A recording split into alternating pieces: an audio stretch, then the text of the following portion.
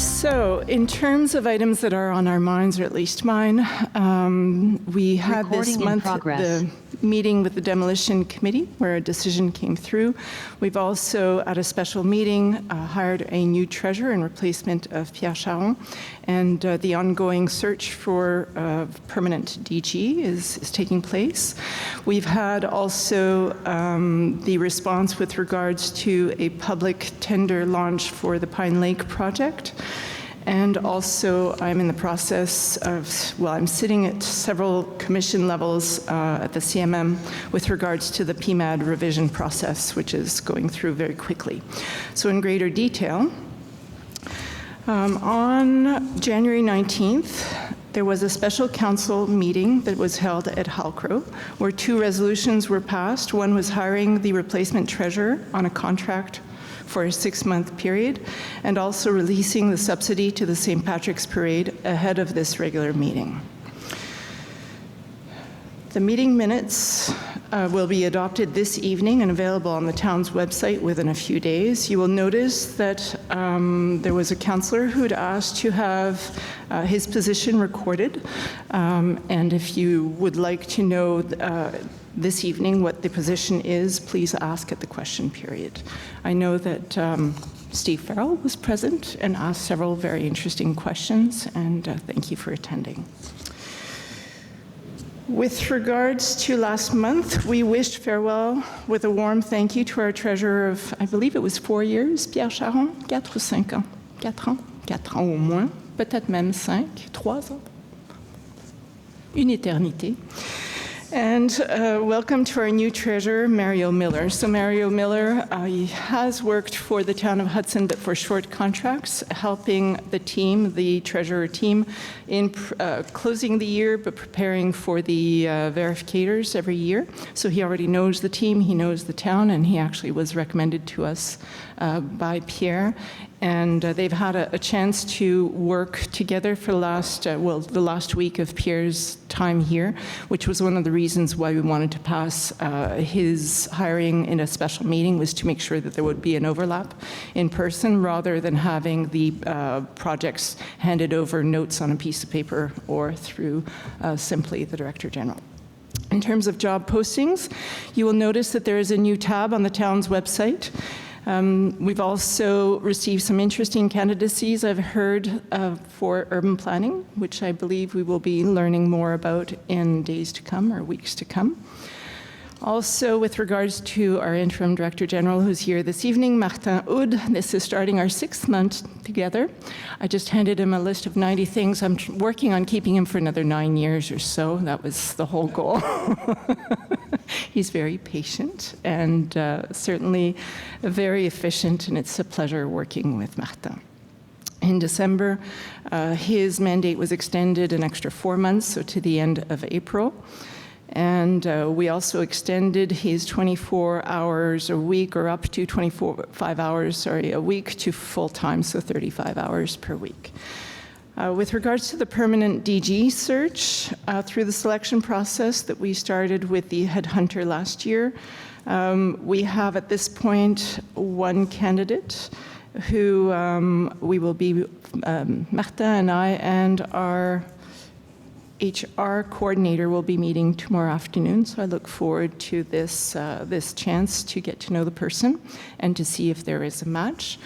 If that is successful, we will be moving on. Then she will be meeting with the HR committees, which is 2 people from council, the people to my left, so Darren Legault and Reed Thompson. And if the recommendation of the HR committee is to move forward, then the person will meet for interview the full council as a whole. Monsieur Houd, voudriez-vous expliquer peut-être la partie psychométrique? Est-ce que ça se fait ou ça se fait pas? Il y a tout un processus quand on vient engager une personne de ce niveau-là. C'est à vous de décider si ça se fait ou ça se fait pas.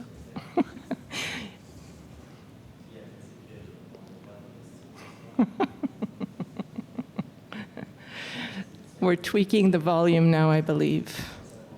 Pas tout à fait. Prends l'autre à côté, elle a dit.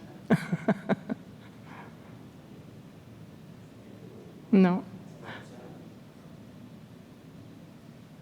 On peut y revenir si vous voulez, c'est comme vous voulez.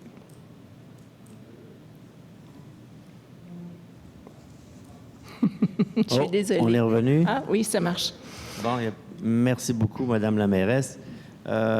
Tout simplement que dans le cadre de l'embauche d'un cadre supérieur et aussi dans le cas de nombreuses embauches, dans le cadre de mes nombreuses années d'expérience, on a ajouté, puis j'ai proposé à la mairesse d'y aller avec des tests psychométriques afin de... c'est un outil d'aide à la décision qui vient s'ajouter aux nombreuses entrevues qu'on va faire, dans lequel on peut, dans le fond, distinguer des attitudes et des aptitudes qu'on veut reconnaître chez notre candidat qui vont être préparés par un psychologue industriel. Suivant ces nombreux questionnaires, la psychologue va rencontrer pendant 1h30 le candidat afin, elle aussi, d'évaluer la concordance entre nos attentes et la candidate. Comme tout autre outil à la décision, puis je le disais à Mme la mairesse, c'est pas foolproof à 100%. J'ai vu dans des situations où on avait tout fait, puis que les examens et l'ensemble des, je dirais, des étapes avaient été bien complétées, puis c'est pas 100%, mais disons que c'est un outil qui nous approche encore plus d'un bon choix, je vous dirais, le rendu à ces niveaux-là. Et je vous dirais que dans l'expérience passée à Vaudreuil-Dorion, c'est tous les employés maintenant, mais avec différents tests naturellement, qu'on passe du col bleu, du col blanc, du cadre de niveau intermédiaire ou élevé. Tout le monde a son test psychométrique à venir passer avant. Puis ça a donné, je pense, sur l'ensemble des bons résultats, mais ce n'est pas infaillible. Fait que c'est quelque chose, j'ai communiqué avec notre psychologue industriel aujourd'hui, et si la candidate passe les étapes, c'est l'étape, je dirais, entre guillemets, ultime de passage. Parce qu'on ne peut pas, dans les deux cas, prendre ou ne pas prendre. Si on y va, il faut que les résultats soient satisfaisants. Est-ce que ça vous va, Madame la mairesse? Oui, c'est très bien. So, in English, it will be very brief recapitulation. So the psychometric, I guess, tests are really an extra tool for decision making, and there will be an interview process with an industrial psychologist who will be going through looking to see the affinities and to match this candidate with where the town and where the council is.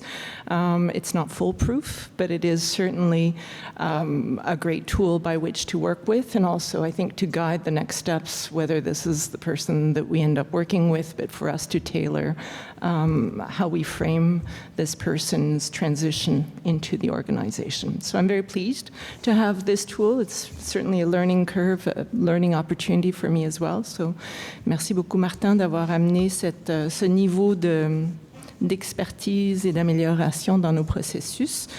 And what I understand from this is that you're even suggesting that we continue when we're hiring someone of a director's level to always use this standard in order to frame our decision better. On parlait justement avec Cathy ce matin au niveau des RH de l'intégrer à notre processus d'embauche. So this is just an example of many things that go on all month where Martin brings his level of excellence and expertise to Hudson. We're very fortunate to have him with us. All right. With regards to this evening, you will see the annual subsidy requests from different organizations, nonprofit organizations that are supported by the town. This year, the requests were in total of $152,000, and in comparison to last year where it was $113,000. So it's obviously the requests keep increasing, whereas the amounts that we are attributing remain pretty stable. We're hoping that through the cultural policy process that we will be able to define where we'd like to stand with this. Also, part of our budget experience or the 2023 budget preparation process in discussing what is the town's financial budget and how financial portrait and how it compares itself in terms of attractivity to other towns, but also what is our capacity, and our meaning the town's capacity or the residents' capacity to absorb the burden of debt. So there are certain larger projects coming up, and we'd like to make sure that we are not trying to load the backs of taxpayers too quickly, so this will give us a better assessment. Rather than just going on gut feeling or on projections that we are doing ourselves, we can also use the expertise of someone who will be able to calibrate that with the town. And again, it's another tool for decision making. So I'm very pleased that these are the tools that are coming down our way. On other news, with regards to le schéma de couverture de risques, so in English, I did actually print what that sounds like in English, but this is with regards to the regional coverage in terms of fire protection. It's called the Fire Safety Cover Plan. There is a requirement from the ministry that there be a response time of 10 firemen in 15 minutes in evenings and weekdays and weekends. And in the case of Hudson and other municipalities, which mostly have a lot of volunteers on their workforce or firemen staff, it's been asked to the ministry to reduce that to 8 in 15 during weekdays, since they're at work usually, and that would be standard at night. So this has been approved and has been adopted, I believe, by the region. I'm trying to get everything right because I get a lot of caucus work at the same time as adoption work. So I believe it's been adopted, but this is good news for us. It just means we won't be in default when this happens, because everything gets measured and reported to annually. You will actually see next month we'll be approving the annual report of the fire department on how they perform on this plan. Also, Reed will be holding his district meeting, I guess it's your first one, on Wednesday evening, and it's here at 7 p.m. At the community center. So this is District 4, but I guess all people are welcome to attend. And Reed's a lot of fun, so I encourage you to come down and get to know your counselor. With regards to an answer to last month's question, I believe it was Doug who'd asked the question with regards to generator maintenance. Do you want me to answer? Do you want to answer? I have it here. Okay. So the question was, in purchasing the 4 generators that went through public tender, the question was, is maintenance included in the contract? So no, it is not. The town already has a separate contract to ensure the maintenance of our other generators. So after the installation of these 4 new generators, they will be added to the existing maintenance contract. And generators, the new ones, are covered. I have here a 2-year warranty, but I think we'd said 1 year at the... C'est une année, hein, je pense aussi. 2? Il me semble que c'était 2. Puis après ça, on additionnait de mémoire, mais il faudrait que je vérifie. I'm getting hard of hearing. So my notes say 2-year warranty covering labor, parts, and travel. The other question was on the expected delivery date, and no date has been requested by the city in order to keep the market open, as since the pandemic, the delivery of this kind of equipment comes with very long delays. At this time, that stands anywhere between 44 and 54 weeks. If we try to compress that to, say, 3 months, then no one will bid on that. So this is to make sure that we actually have bidders. We actually are running into a similar situation with Pine Lake, but we'll get to that. With regards to les mesures d'urgence, so emergency measures, you received a robocall that was recorded by Laura here. I did have it on my answering machine, so thank you. It actually worked very well. And so we continue to encourage people to sign up. So we opened the community center on Friday night due to the intense cold weather. And this also gives us a chance to prepare for other events of this type or other emergencies, and to work out any kinks or any rough spots that we may have. But I'm glad that we didn't have to resort to any further or more extensive emergency measures. With regards to upcoming activities, so the town is organizing a Shiverfest. I have the details here. You can find them online as well. The activities will be held at St. Thomas Park on Saturday, February 18th from 1 p.m. to 7 p.m. There will be taffy on snow from La Cabane Sucrée. There will be horse-drawn carriage rides along Main Road from St. Thomas Park to the Fire Hall and back. There will be skating on the skating oval. There will be sliding on a new snow hill, and there will be ambient music and a few surprises, as well as not campfires, fire pits, and what was the tir à la corde? The tug of war. Thank you, with the firemen and children. And I don't know what that says, so I'm not going to read that. Other activities in February, as you may have noticed, the St. Patrick's Day Parade and Festival are have ramped up their game. There's a full week of activities in the different commercial entities around town, at the Cardinal Brewery, the Chateau de Lac, Furley's, Embers, and I invite you to look online. I could read them to you here, but you might find that is a little bit much. But the parade takes place on March 18th, starting at 1 p.m., and it's probably at the school that we're starting again. Yes? Okay. So I hope to see the streets filled with green and lots of happy people welcoming the spring into our streets. With regards to culture, le Conseil des Arts et la Culture de Vaudreuil-Soulanges has a call-out for interested members. This is free. The form is on their website. Their annual general meeting is on February 16th at 7 p.m. I do recommend any interested artists or artisans. Chantal is nodding. This is our video camera person. She and I sit on the CA together. And it's a wonderful way to get to know about the opportunities for a variety of types of artists. And we would like to see a greater presence of Hudson culture at the regional level, and I know that we have a lot to offer. With regards to public communications that I received, on December 15th, as I mentioned last month, Côte-Saint-Luc sent us a letter, and other towns, with regards to a legal action that they're proposing to take against the government regarding some articles of Bill 96. So I attended the presentation on January 17th. It was a virtual presentation. And at this time, I'm not convinced that this is a battle for Hudson or that municipal level is necessarily where it needs to take place.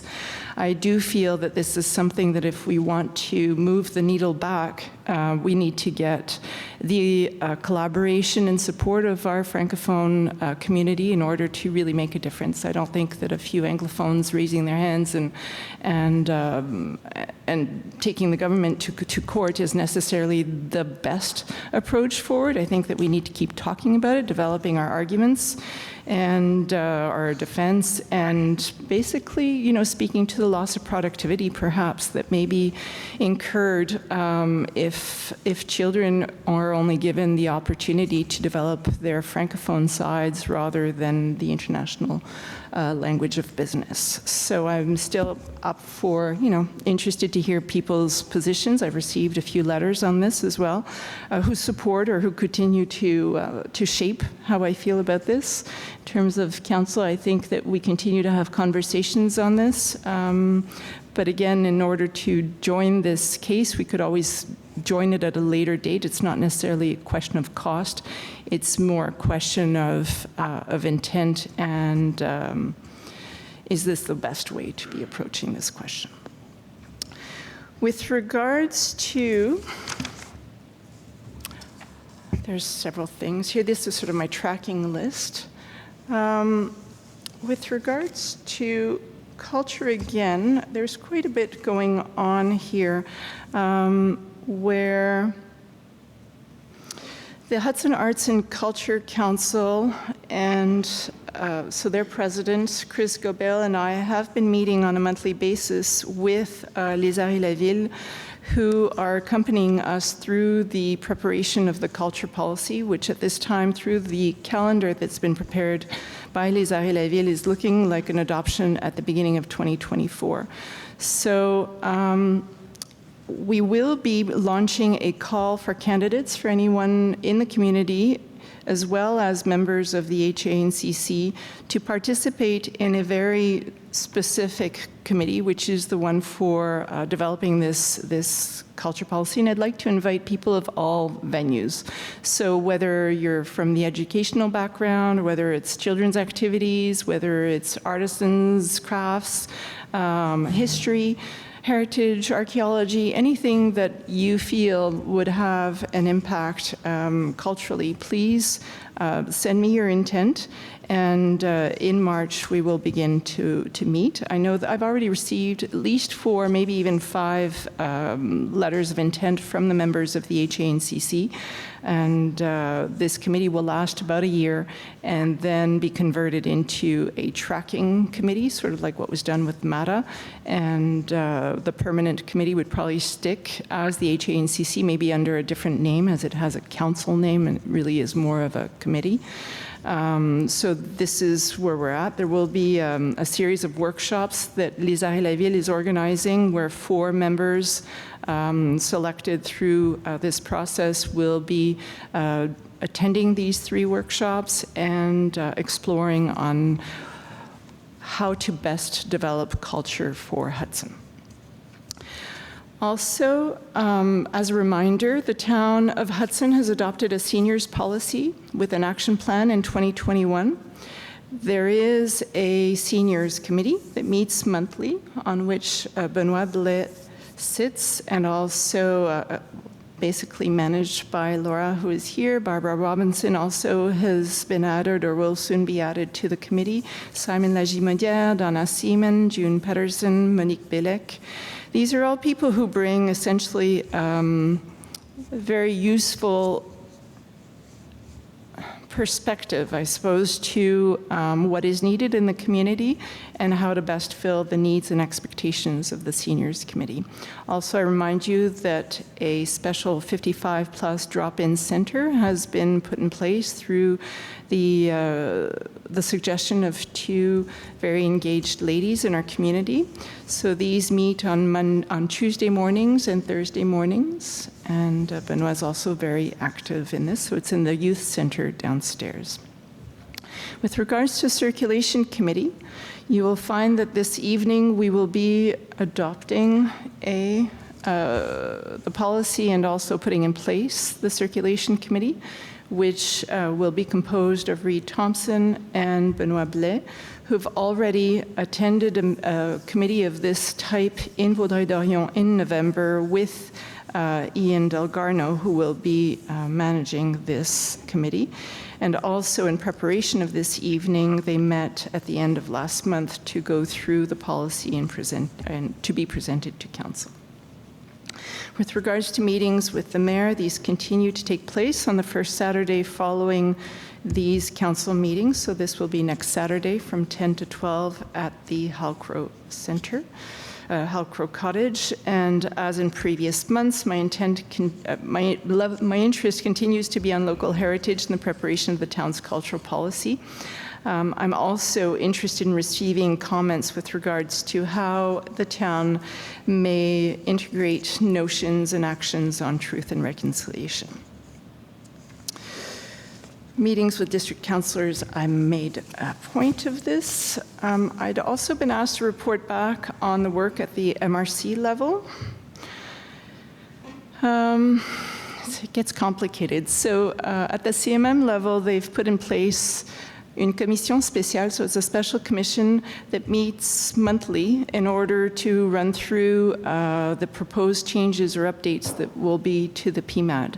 And in order to prepare for this special commission, our MRC, so our region, plus the geographic sector that it composes, so the South Shore, will be meeting on a regular basis and creating a committee in order to pull together all of the irritants that have been accumulated over the last 9 years of this PMAD. So this is le Plan Métropolitain d'Aménagement et de Développement. And this is very much on a fast track. It's very, the meetings are very, very tight. There's a lot of information. We get a lot of download of material. So if there's anyone out there that has specific understanding, knowledge of the PMAT, and there's things that you think that would be of worth to the work that I'm engaged in, please reach out to me. It's always useful. Also, the MRC has passed a bylaw, un règlement called for le droit de préemption. So this is first right of refusal on lots that have a registered right of first refusal. So this is a new right that has been given to MRCs and regions as of last summer, and that we plan on implementing or adopting starting next month as well. It'll be pretty much on the same model. Last Tuesday, the MRC mayors met with la ministre Guilbeault. This meeting was triggered by pressures put by Geneviève Lachance, the mayor of Saint-Lazare, and the MRC, and several residents who wrote to our provincial deputy, Marilyn Picard, with regards to the narrowing of the bridge, so down to 2 lanes in both directions. Ministre Guilbeault assured us that once any sign of snow would be over for the winter, that the 5th lane would be reopened and go back to shifting that median back and forth depending on direction of traffic. So these are, of course, the bridge will never be fully wide, fully reopened. It will be replaced, but at least we hope to see some improvements once the snow period is over. Also, what was discussed during this meeting was the mitigation measures that are being put in place by the Ministry of Transport do not seem to be fitting with the needs of the MRC or aware of the reality on the ground, and several comments were made to this point. I believe that there will be a working group that will meet with the Ministry of Transport on a regular basis, because whatever happens on the 40 also impacts the 20, which is basically shutting down transport and circulation in all directions and on both sides, which has a great repercussion in terms of productivity of the region. There was another point on this. This is public transportation. Several of you reached out and asked if we would be reaching out to EXO and asking for further trains, more trains, or other mitigation measures such as free train use or free bus use. We did reach out EXO, who were very responsive and did look into it, but last time when these extra measures were put in place, they were actually at the cost of the Ministry of Transport, and when asked, the Ministry of Transport declined. So EXO is already undergoing a pretty significant fiscality crunch where they are already short, if not completely over budget. And so at this point, they can't take on these types of mitigation measures. But when this was brought up to the Ministre Guilbeault last week, she said that she would look into it. And even the suggestion of looking to putting a more direct train, so rather than stopping at every station, looking to making that trip much shorter so that more people would get out of their cars and use the train, was something that seemed to have triggered an interest on her point. So I'm not going to go through all the details of everything else, but I do encourage you to come and see me at Halcro on Saturday, because as Reed was asking me, I have 10 pages that go on like this. I'm a little obsessive. And I believe that this covers pretty generously the type of work and actions that have been taken this month. So moving on to this evening's agenda, I will be recusing myself from item 7.2, which is a subsidy to the palliative care home, as I am a member of the board of directors and have been a member there since 2019. So we just thought it'd be better, clearer, to separate that subsidy from the rest of the lists, just so that I can recuse myself. So here we go. All right. Adoption of the agenda, item 1.1. I will need a mover and a seconder. So Reed Thompson moving, seconded by Benoit Blais, that the agenda of the regular council meeting of February 6, 2023 be and is hereby adopted as submitted. Item 1.1, il s'agit de l'adoption de l'ordre du jour de la séance de ce soir qui est adopté tel que soumis. Ouais, donc, c'est les conseillers Reed Thompson et Benoît Blais. Are there any objections to this resolution? Please raise your hand. There are none. See, it's carried unanimously. Number 2, confirmation of minutes. So as mentioned earlier, there are 2 meetings here. There's the regular January one plus the special meeting, and they're in the same resolution. So item 2.1, confirmation of the January 2023 meeting minutes. Whereas council, this resolution is that the minutes of council meeting held on January 9th of 2023 and the minutes of council special meeting held on January 19th, 2023 be approved as submitted. En français. Item 2.1, pardon, c'est l'adoption des procès-verbaux du mois de janvier. Donc, la résolution vise à adopter le procès-verbal de la séance ordinaire du 9 janvier 2023 et celui de la séance extraordinaire tenue le 19 janvier 2023. Merci. I need a mover. Reed Thompson, seconded by Benoît Blais. When there's only 4 people, it makes it a little, yeah, you're going to have to raise your hands more often. All right. Are there any objections to this resolution? There are none. It is carried unanimously. So section 3 on urban planning and environment. Oui? Oh, she doesn't highlight it, so you have to realize I only highlight. Sorry, are there any questions in the room or online? There's a question online. Okay, please go ahead. Okay. Helen, you can come and stand. It won't take long. Yeah. So Jim Duff? Yes. Please go ahead. Yes, it's concerning the January the 19th special meeting. Yes. I understand that was to hire Mario Miller for 6 months to replace Pierre Charon. I have no problem with that. I know Mario Miller. We worked together at some point in the previous administration. He was very efficient, and that was before Pierre joined us. But the question is, I understand that there was dissent from Benoît Blais apropos to the lack of discussion. Why was there a lack of discussion? Given that this is supposed to have been to replace a person that was scheduled to leave, and all of a sudden there's no discussion, please explain. We had a working meeting where unfortunately not all councillors were present, but this point was briefly covered. And also Benoît and I had a separate meeting a few days before, which went on for a couple of hours, where we discussed a couple of points, and this was one of them. I felt that it had been covered extensively. I know that Martin had also reached out to the councillors who weren't going to be not ready, but available during the working meeting, and they had a chance to raise any questions or comments. So honestly, I did not feel like we were speeding through this, and the reason it is for 6 months is because we wanted to give the new Director General the chance to make sure that there was an adequate fit. As you know, the relationship between the Treasurer and the Director General is key, and together they are responsible for making sure that the budget is reached. So honestly, I don't know if you've spoken to Benoît about this, unless you wanted to ask him specifically on what his reasoning is, I could certainly pass the microphone to him if you'd like. Well, I think it would be apropos. Well, I don't know if you'd had spoken with him, that's why I'm offering. No, I had not. Okay, would you like to take the microphone? I can do that.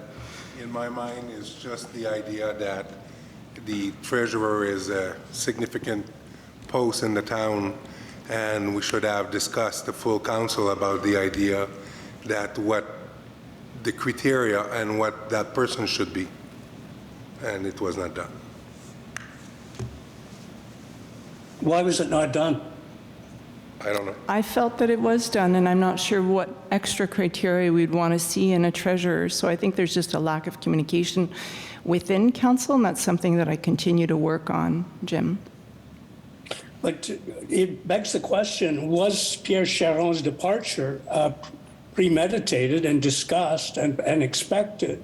Or was it My understanding is that Pierre Charon was, his departure was very unexpected. And that I wouldn't say that it was very unexpected. He gave his notice at the end of last year. I think I even brought it up during the budget presentation. So it wasn't unexpected, and it was for personal reasons. He took on a position in a place where he will be setting up home with his daughter and his grandchild, and it's a better place for him to hold his dogs. So, and that I believe I had shared with councillors that he was, actually we discussed it at the luncheon, the Christmas luncheon with staff as well, and we made an announcement at that point. So it was perfectly expected and on his terms.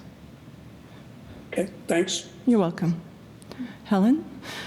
Yes, Helen Kurganski. I received that robocall on Friday, an excellent initiative on the part of the town. Sorry. Oh, thank you. Excellent initiative on the part of the town to considering the brutally cold weekend that we had to be open to citizens in need. However, I received the message only in French, and I wonder, is there a reason for that? So another person had the same situation, but I think it landed in their voicemail. What I understand is when you sign up for the robocall, there is a box to tick off whether you want to receive it in English or in French. At the beginning of the robocall, there's actually, if you press a different number and it tells you which one, it will send you to the other language if you choose to hear it in the other language. So really, maybe go back, sign up again, but choosing English if you want to hear it in English only. No, for me, that's not a problem. I'm perfectly bilingual, but I know there's quite a few citizens. You know, in Hudson, we have a majority of citizens are Anglophone, and a lot of them don't speak French. And some people have come up to me to say that they're feeling that they're not getting. So we did receive one comment to this effect. We did a lot of tests, and there were. Yeah, I received the complaint almost instantaneously. Okay. So I set the team in motion. Well, I reached out to the mayor and the director general, and they ran these diagnostics, and it was working perfectly. And I believe in this case it was choose option 3 for English. Okay, I didn't have a choice, and I know, like in the city of Kirkland, where I have our clinic, because that's also a town that has its bilingual status, and all messages are bilingual. It's not either or. They'll just say they start with French, and then an English message will follow. So so people who want to stay on for the English message can. And I wonder if it's something just to simplify it instead of. So what I understand, we have a set amount of seconds to speak in, and if the message is really long, then you can't say it all. If the message is short, you can do both languages in the same time frame, right? That's right. That's what I understand. Okay, anyway, it's to fine tune. I had the same reaction, Helen. The initiative is wonderful, and considering there are emergencies where we really need to reach out to our citizens, it's just to tweak this language issue so that everybody has the opportunity to understand. And I have just another question. Should I wait till the second question? No, go ahead. It was just quite a few months ago, the town had hired a firm to do to work on the strategic plan and for Hudson, and I wondered and I haven't heard anything about it since. What is happening with that? So we're waiting for the Director General Permanent in order to do the exercise with us. We thought that would be fair because that would be the person who'd have to implement it. So everything's on pause for the Martin moment? va rajouter. Oui, c'est ça. Effectivement, quand je suis arrivé, le conseil m'a proposé de me joindre au groupe et d'animer la planification stratégique. Puis pour l'avoir vécu, mes derniers 6 mois à Vaudreuil-Dorion, je recommandais que le nouveau directeur général ou la nouvelle assume entièrement cette responsabilité pour éventuellement être le porteur vis-à-vis le conseil, vis-à-vis les citoyens et vis-à-vis les employés d'un projet aussi important que celui-là. C'est un projet qui prend normalement 10 à 12 mois à réaliser. Tout le monde est consulté. Fait que je pense que c'est important d'avoir votre leader, dans le fond, votre fonctionnaire numéro 1, être à la tête de tout ça et de l'amener à maturité aussi. C'était ma recommandation au conseil, compte tenu de ce que j'avais vécu dans le passé. OK, parfait. Merci beaucoup. OK. So I will translate, as some people have asked that I always translate Merci, when you madame. speak. except I do the condensed version.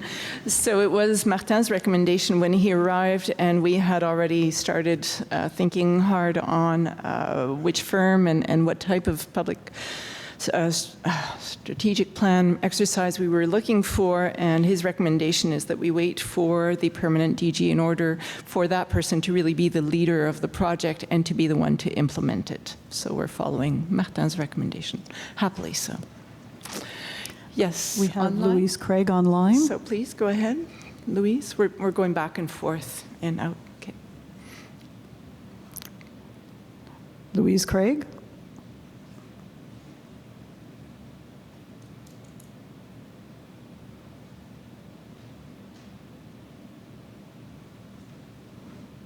Louise, are you there?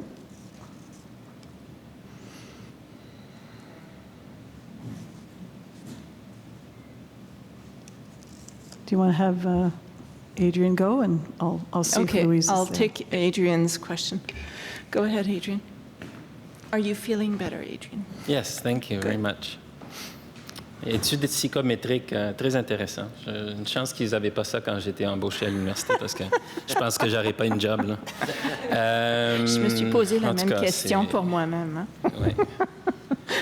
Je ne crois pas le monde dans lequel on vit, mais je vais revenir à ma question. I'll ask it in English. Just an update on the Sandy Beach development. So I think it was in October when I was here. The recording didn't work, unfortunately, so we have no record of that. At that time, there was still some discussion. I think my understanding was that there was architectural plan in front of TPAC that had to be dealt with or approved, something that was still had to be approved by TPAC.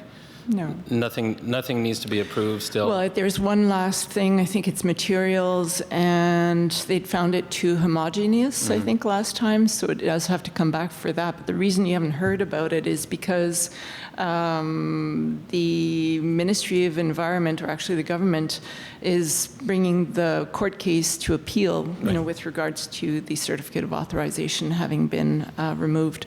So that, I think the hearing is in the summer. Est-ce qu'on se souvient? Certificate of authorization's been re-invoked. Yeah. No, but my question is They've given it about, back to them. It hasn't been revoked. They've given it back. yeah. Okay. Reinstated, yeah. They appealed Judge Collier's decision from the Supreme Court to reinstate it. Thank you. My question is about TPAC, though. So what you're saying is there is one last thing to be dealt with, but it's been put on hold? Is that my understanding? Well, the whole project, the whole process, The architectural design was rejected. so it has to come back to TPAC. Yeah. Okay, and is it because they have not submitted a new one? Is that it?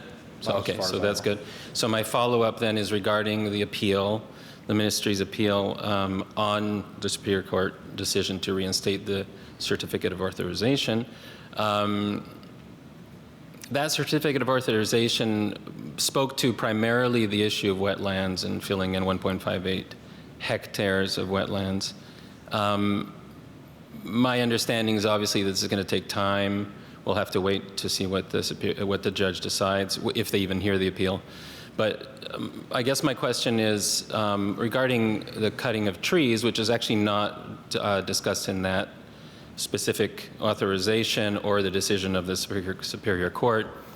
I'd like to note, has the developer applied for a tree cutting permit? Is there a permit been issued? Is there any, to your knowledge, going to be any tree cutting right now, which is not nesting bird season? We'd have to check, but as far as I know, no. There's been no request and no permit issued, but we'd have to check, and we'll get back to you. Okay. I believe all of that has gone dormant since it's been in the courts. Donc, tout est suspendu. Oui, mais la décision de la Cour supérieure ne touche pas la coupe La d'arbres. Cour suprême. La Cour La Cour d'appel. supérieure Là, on est du rendu Québec. en cour d'appel. là. Oui, mais la décision a redonné le certificat d'autorisation, touché le remblayage des zones humides. Ça ne Mais touche là- pas la coupe des arbres. Parce que ma question touche est spécifique au fait qu'on pourrait quand même couper des arbres de main. On va vérifier si légalement le propriétaire pourrait couper des arbres sur son terrain. Ouais. Typically, Comme ils ont fait à Saint-Joseph-du-Lac la semaine passée, en Mais- passant. but Adrian, typically perimeter to cut trees, if it's to go where the construction is, you need an approved construction drawing or project. Yeah, the footprint, yeah. So there wouldn't be clear cutting to get to something that hasn't been approved yet, right? That seems logical, Une yes. coupe d'assainissement, which happens, you know, for dead trees or trees that are sick and dangerous, that we give those out, whether you're asking Right. for a construction permit or not. Il demande un permis en partant. Ben, ça prendrait un projet. Un projet attaché à un permis, il ne peut pas avoir de permis s'il n'y a pas de projet. Fait que Mais il pourrait aller chercher des permis pour des coupes d'arbres, d'assainissement ou pour des arbres dangereux, mais ça, c'est autre chose. Là, il demande. What you're saying is that basically you don't actually know the footprint, then the footprint. So therefore, footprint they could can't change, for be example. cutting large Okay. areas, yes. On va répondre, je vais vous Okay, revenir. On va merci. vérifier. Thank you. You're welcome. So we have Jim Duff. Okay, but can Jim wait till the end of the meeting, and can we have Louise, or is Louise on Jim's? Here's Louise. Hold on. Okay, hi, Louise. Louise is on Jim's computer because Okay, so you're Jim number 2. I'm Jim number 2, Louise number 1. Okay, so I have a question regarding Margaret. I know it's difficult being a counselor. I know it's difficult being a family person and having to deal with all this. He's now missed 4 council meetings. We do have a precedent on that. There is a law on that. I believe it's 3 consecutive, and then the council has a choice if they would like to pass a resolution to remove him from council, but we haven't done 3 in a row yet, have we? This is his 4th. But it's in the law, I believe it's 90 days consecutive. And he was present at the special meeting of the 19th. So he was present at the special meeting on the 19th of January. Is that considered to be a council meeting? Yes, very much so. It is. It's not just A special meeting where we hire a treasurer? Absolutely. Yeah. Okay. So this case, I mean, the law does say that it is a council meeting. L'article 317 de la loi sur les élections des référendums dans la municipalité prévoit que le mandat d'un membre de conseil qui fait défaut d'assister aux séances du conseil pendant 90 jours Mais ça ne spécifie pas une séance régulière ou une séance spéciale, donc c'est une séance. Ça dit une séance. Voilà, une séance donc c'est une conseil. séance. C'est une séance de conseil pendant 90 jours consécutifs. Prend fin à la clôture de la première séance qui suit l'expiration de cette période, à moins que les membres n'y assistent. Donc il a assisté à la séance du 19. OK, mais écoute, la règle est là, par exemple. Toi, tu dis que c'est correct parce que quoique c'est pas une séance de conseil, c'est une séance spéciale, que ça, c'est considéré comme étant une séance de conseil. Voudrais-tu répondre, mon avocate, s'il te plaît? Que ce soit une séance régulière ou une séance extraordinaire, c'est des spécificités. C'est 2 types de séances du conseil. Donc, ça l'inclut, un et l'autre sont inclus dans les termes séances du conseil que l'on retrouve à cet article. Donc, pendant la période de 90 jours, le 19 janvier, il était présent à une séance. Donc, si on veut débuter un certain compte, on le débute à partir du 19 janvier. Ce soir, il est absent, mais ça... Puis ça, c'est au choix en plus du conseil, si je comprends. Si je me trompe pas, à la fin de ces 90 jours-là, le conseil peut excuser une absence au-delà de 90 jours par l'adoption d'une résolution. Mélissa, je pense que c'est à cause si quelqu'un a une maladie, hein? Parce qu'on a déjà eu ça qui s'est passé durant le temps de... It's not that specific in the law. It just, what she just explained is pretty much the framework. Okay. All right. Thank you. You're welcome. Are there any other questions? Merci, Melissa. Yes, please come to the mic. If you don't speak in the mic, the people online won't hear you. And my ears are not the greatest. And my right glasses on here. Yeah, I'm there. David Morton, 85 Hazelwood. I wrote a note here at the top about, I don't think I need a disclaimer, but I did serve on council about 20 years ago. I don't know whether that's... It counts. It always counts for the rest of our lives. But, I'm actually here to ask a few questions about the old bugaboo. It was in our time too, driving, parking, speeding, road work, but specifically on Cameron between Main and Lakeview. And first, I want to say I'm pleased that at the last minute I saw item number 9 about the formation of a committee, of a traffic committee, and I'm already feeling better about some of my questions here. So you'll have a channel for all of those questions, and they will go to that committee for review following a very I ask permission then just to mention broadly a couple of issues. Absolutely, they're listening. One of the premises, of course, is I've been here a long time, and we have a road called Main Road. Cameron is our main road now, and that whole corner, and it's very narrow, and knowing a lot about parking in town, being on committees, there ain't much space to park. However, I want to know, and by the way, I am not basing anything on what's going on now. I've had construction in front of my house with cement trucks, and that's a fact of life. I'm worried more about when it's over, because there will be an additional building with a lot of people living there. So where will guests of the new residents and apartments and condos, where will they be able to park? Where can customers safely park farther now down the street? You know, we have 5 or 6 businesses on one side, and you know, I go down that street often enough to the bank, etc. And I'm afraid to park down there, frankly. Now, delivery trucks double parked in front. It's a busy road, and my feeling is it's going to get a lot busier with more people living.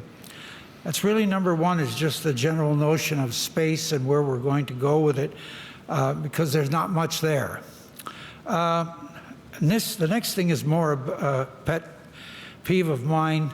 It's called vertical or nose-in parking. On our council 20 years ago, we did some planning. I will tell you that the people that we paid thousands of dollars to submit a report, I wonder if that report is still around. It's still around. Thank Actually, you. Louise, who was online, had shared it with me. I don't remember the name of it. Maybe she'll put it in the chat, and Laura will whisper it in my. But yes, and also Katie Shar gave it to me as well. All right, so but I remember one of the members coming back saying to us, "Je comprends pas, la parking verticale." Like, she couldn't believe that it was still around. So close to the intersection as well. Right, Yes. but also how narrow the street is. Nose-in parking, like it's. Look, I have a brother-in-law who lives in Balgony, Saskatchewan, and Indian Head. They've got nose-in parking, but they have 3 lanes of driving. You know, if you've been to Western Canada, it's so wide that you can get away with it. So I still find that an anomaly. We didn't do anything about it because we needed those parking spots. 3 vertical parking spots are the equivalent to 1 parallel. You can fit many more, right? If Pardon? you put them 90-degree or perpendicular parking offers many more spaces. Yeah. But we've looked at it several times. We will look at it again. Yeah. Certainly, it's one of those nice items in your list. Or maybe I should add it. I think The maybe extension it's of not that, there yet. this is what got me going on the whole aspect here. I have a lot of friends that have pickup trucks, and there's a new pickup truck out there that's causing a lot of problems.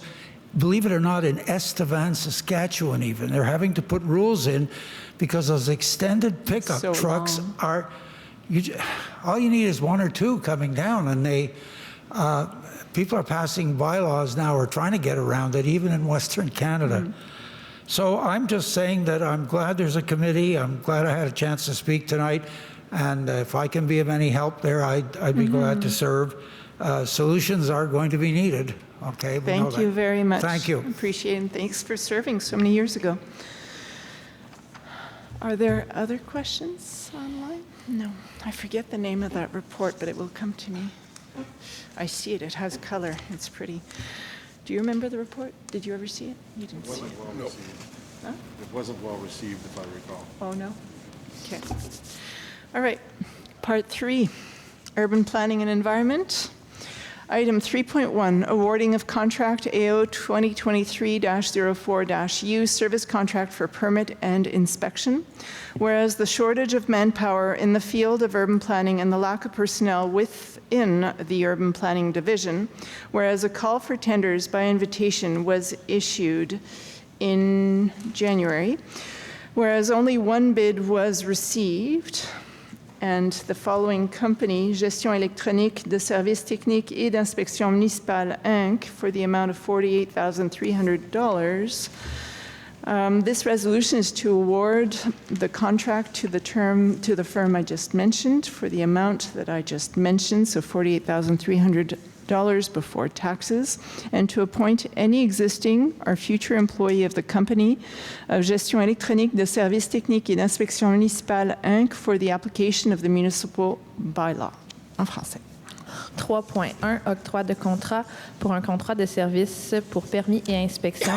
Donc, considérant la pénurie de main-d'œuvre dans le domaine de l'urbanisme et le manque de personnel au sein de la division de l'urbanisme actuellement, considérant qu'un appel d'offres sur invitation a été lancé pour ce type de contrat, une seule soumission a été reçue. Donc, la résolution vise à octroyer le contrat au plus bas soumissionnaire, soit Gestion électronique de services techniques et d'inspection municipale, Inc., pour un montant de 48 300 $ avant taxe, et également de désigner tout employé existant ou futur de cette compagnie pour l'application des règlements municipaux, donc pour avoir le pouvoir de les appliquer.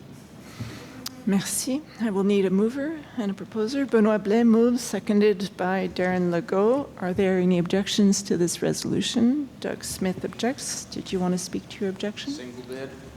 All right, so this is a standard position that Doug has taken since the beginning of term, pretty much. All right, item 3.2. This is for, this was the only file that was brought to TPAC this month. This is for a commercial sign at the address of 425-429 Main. So whereas a certificate of authorization for a sign request was received, whereas the Town Planning Advisory Committee recommendation by majority was to approve the SPAPE at the following condition: that the sign must have the same shape, size, and style as the existing sign, and that it must be installed in the same location as the existing one.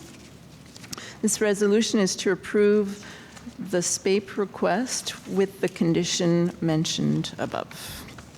3.2, 425, 429, Maine. Donc, c'est pour une enseigne, une demande de certificat d'autorisation. Le CCU a évalué le dossier et sa recommandation est majoritaire à l'effet d'approuver le PIA à la condition suivante, soit que l'enseigne ait la même forme, grandeur et style que l'enseigne existante et qu'elle soit installée au même emplacement exact que l'existante. Donc, la résolution vise à approuver le PIA avec cette même condition. Thank you. So this sign is for the hair salon on Cameron at the corner of Cameron and Main, where their sign right now is an oval. All the signs for all of those commerces are oval. And they came to TPAC with a round sign that was black and white with some silver on it. And so the recommendation of TPAC was that council approve, but with the condition. At our working meeting to prepare for this evening, we actually saw the modified sign as an oval, and it looks much nicer. The colors stay as they are. So I will need a mover and a seconder. So Darren Legault moves, seconded by Benoit Blais. Are there any objections to this resolution? There is. Reed Thompson, did you want to speak to this? You don't have to. No, I'll say something about this one. I'm a new member of TPAC, and one of the reasons why I want to sit on TPAC is to help guide the town towards a better look and feel, and working with the mayor on that. And this sign, it seems very minor, but at the same time, I don't believe that the sign meets the look and feel that the town has been going for, so that's why I'm voting against it tonight. I think the contrast where all the other signs are sort of softer colors with more of a gold. It was mainly the silver. Yeah, and so this one is a little streak, whatever, cleaner, more modern with that silver. So it's going to stick out a little bit, which is maybe not a bad thing for a commercial entity, but it will certainly stand out from what was there before. All right, moving on to item 3.3, application. Oh, we didn't vote? Yes, we did, because he voted against. You voted against. Reed voted against. And that's it. Okay, that's fine. Thank you. Sorry. Did you want to speak to it? But you could. No, all right. Item 3.3, application, authorization, and issuance of tickets. This is for the designation update. So whereas it is vital for good management to periodically review the designated persons having jurisdiction to issue violation tickets, notably to reflect changes in the organization of the town, this resolution is to appoint the persons designated in Appendix A attached here to as designated officers having jurisdiction for the enforcement of the bylaws listed. So this is essentially an update. The service provider that we have, obviously, they go through a change of staff, and so it updates all of the people that they have that can actually issue tickets. C'est bien ça? C'est plus en lien avec notre C'est à nous? organigramme. OK. Oui, Vas-y, c'est à nous. explique mieux que moi. Un peu plus tard, on va déposer un nouvel organigramme. Donc, il y a certains titres de position qui ont changé. Donc, pour que ces personnes puissent continuer à appliquer les règlements, on avait besoin de mettre à jour nos désignations avec le titre de la fonction. Donc, je vais y aller en français plus spécifiquement. Donc, à 3.3, c'est également quelque chose qui est dans la saine administration qui est périodiquement et de saine administration à faire là, une révision des désignations. Donc, cette résolution-là a pour but de désigner les personnes qui sont mentionnées à l'annexe A à titre d'officier pour l'application des règlements municipaux. Merci. So there's actually 5 pages of this, and it's titles more than it is names, where each bylaw actually has a list of which are the titles that can actually issue a ticket. So as Melissa Legault was explaining, it is more for the town and not for the service provider, as I'd mentioned. Merci d'avoir précisé. I will need a mover. So Darren Legault, seconded by Reed Thompson. Are there any objections to this resolution? Please raise your hand. There are none. It is adopted unanimously. Item 3.4, tabling of the monthly report for permits issued. So this is just tabling the report for December 2022. The members of council take note of the tabling of the monthly report for the permits issued by the Urban Planning Department. En français. 3.4, il s'agit du dépôt du rapport mensuel des permis émis au cours du mois de décembre 2022. Pardon. Donc, à cet item-ci, les membres du conseil prennent acte du dépôt du rapport en question. Merci. Section 4 on Administrations and Finance, item 4.1, approval of disbursements for January of 2023.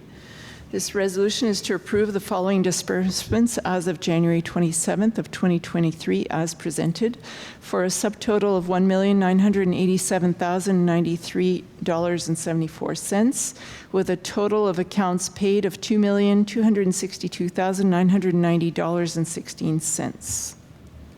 4.1, il s'agit de l'approbation des paiements pour le mois de janvier. Donc, la résolution vise à approuver les comptes à payer en date du 27 janvier 2023 qui se présentent à un sous-total de 1 987 093,74, ce à quoi on ajoute les périodes de paye pour un total des comptes payés de 2 262 990,16. Point of clarification, Mrs. Mayor. Yeah, go ahead. There's a check in there for $1.269 million for the main road project, so that's why, in my It's so opinion, high. the numbers are so high this month for those keeping count. Thank you. My garden angel. All right, I will need a mover and a seconder on my right. Is there a mover? No? To my left? So moved by Reed Thompson, seconded by Darren Legault. Are there any objections to this resolution? Please raise your hand. There are none. It is carried unanimously. Item 4.2, write-off of receivables of less than $5, whereas it would not be cost-effective nor efficient to devote resources to collect amounts of less than $5. Some even would suggest that $10, was it 10 or even more, is also not very efficient, but other towns have set it at 5, so we're sticking with 5.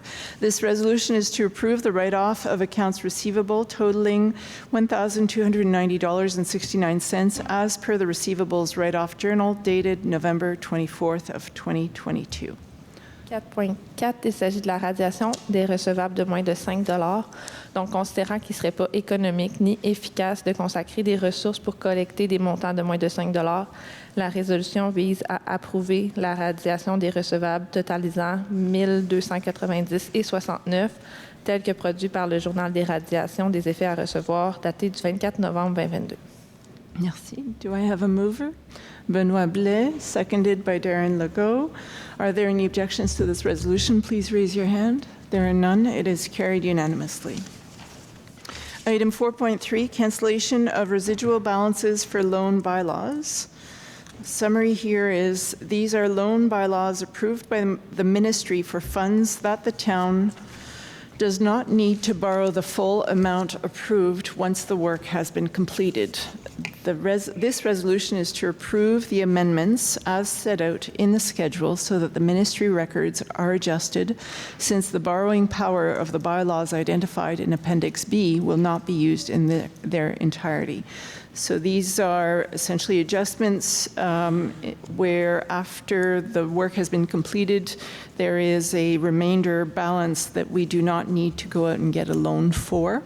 So it's to clear what we've asked the ministry that we can borrow in order to release and improve our credit rating. Correct? Is that a good enough? Yes. Okay. Oui, absolument. Merci, vas-y. 4.3, annulation de solde résiduaire de règlement d'emprunt. Donc, il s'agit de règlements d'emprunt qui ont été approuvés par le ministère pour des montants dont la Ville, après avoir réalisé complètement les travaux, réalise que l'estimation, en fait, que le coût est sous l'estimation. Donc, on n'a pas besoin d'emprunter l'entièreté du montant qui a été autorisé. Donc, cette résolution vise à approuver les modifications telles qu'elles sont présentées à l'annexe jointe à la résolution pour que les registres du ministère soient ajustés, vu que le pouvoir d'emprunt des règlements qui sont identifiés à l'annexe ne sera pas utilisé en totalité. Merci beaucoup. I will need a mover and a seconder. So moved by Reed Thompson, seconded by Darren Legault. Are there any objections to this resolution? Please raise your hand. There are none. It is carried unanimously. Item 4.4, signing authorities for transactions, whereas it is necessary to update the check signature mandate for the town's accounts. This resolution is that the following employees and elected officials be authorized to sign for the town checks. So this is mayor or pro-mayor and treasurer or director general. And that the following officers be authorized to sign for the town all transactions for the transfer of immovable land and buildings, so mayor or pro-mayor, and town clerk or assistant town clerk. 4.4, autorisation de signature pour transaction. Donc, il y a lieu de mettre à jour le mandat de signature des chèques pour les comptes bancaires que la Ville détient. Donc, la résolution vise à désigner les officiers, qu'ils soient autorisés à signer pour la Ville les chèques. Donc, il s'agit de la mairesse ou du maire suppléant et du trésorier ou du directeur général, et également de désigner maire ou maire suppléant et greffier ou greffier adjoint pour la signature de transactions relativement au transfert d'immeubles, terrains, bâtiments. C'est une résolution typique, mais à chaque fois qu'on fait que le conseil approuve un transfert, typiquement on désigne à ce moment-là les personnes. So if I'm correct, in the past there was a name assigned to the, yes. So there was a person. Yes. So since it's no longer Philip Toon, it's just simpler to assign the title rather than the person. So it makes it that we don't have to continually pass this resolution again. Do I have a mover?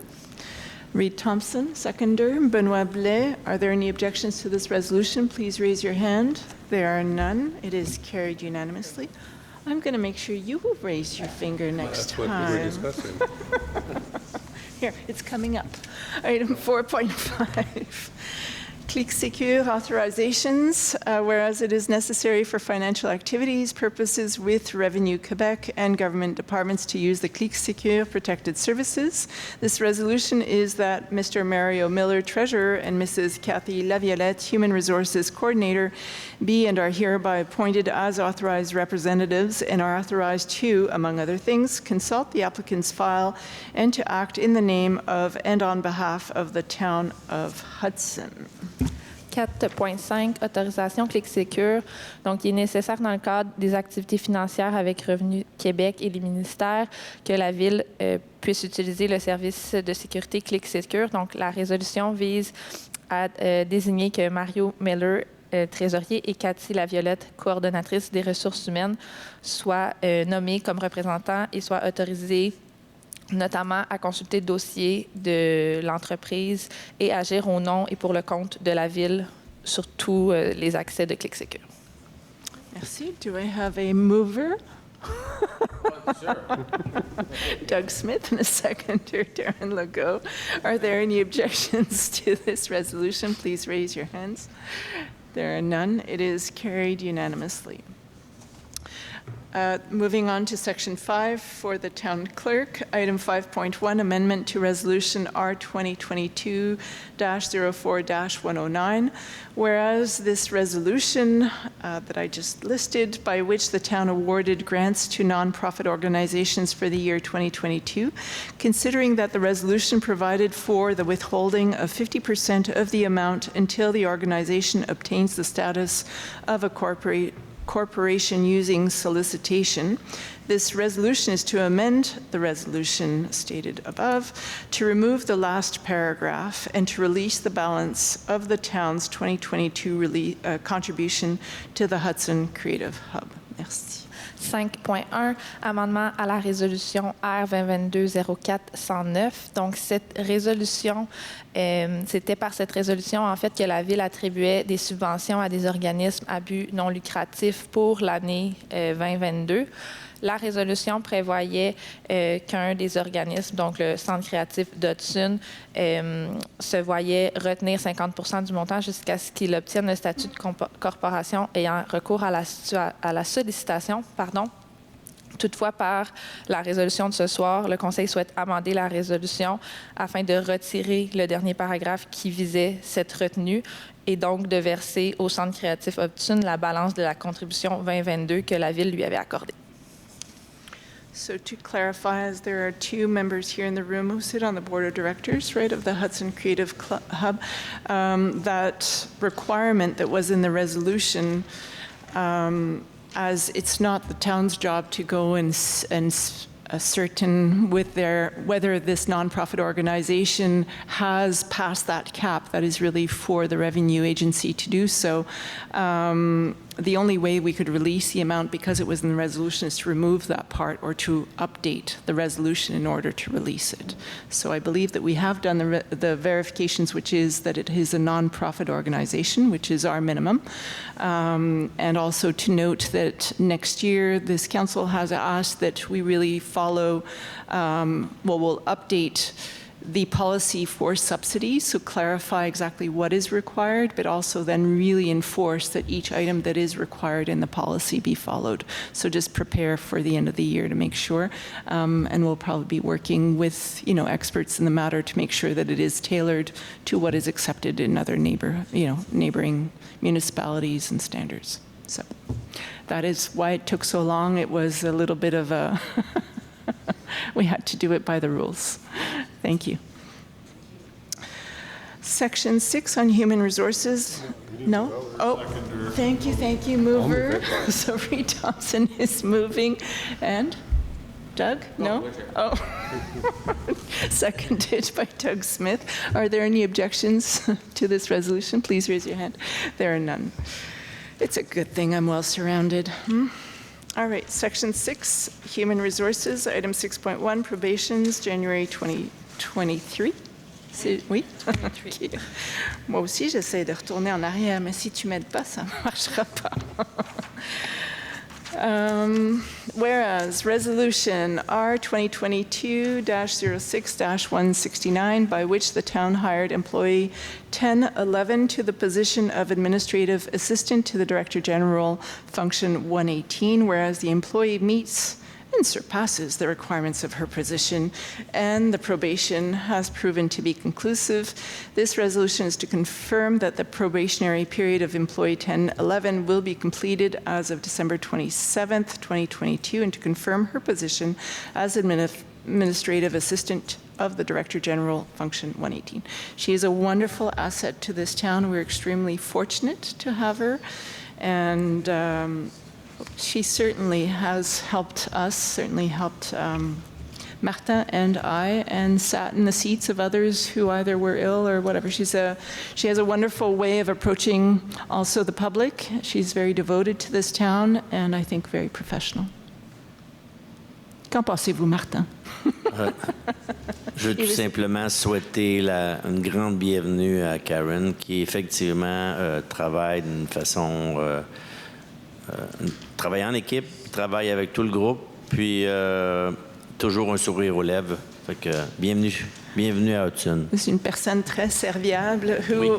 I think was in Hudson originally, moved away and then came back, so now is working in Hudson, and it's always nice when we have people who come back and are so devoted to the town.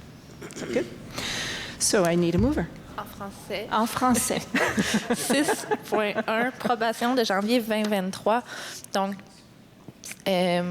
considérant que la Ville a embauché l'employé 10-11 au poste d'adjointe du directeur général, fonction 118, en juin dernier, considérant que l'employé rencontre ou surpasse même les exigences de sa fonction et que la probation s'avère concluante, la résolution vise à confirmer que la période de probation de l'employé s'est terminée en date du 27 décembre 2022 et de confirmer son poste d'adjointe administrative au directeur général.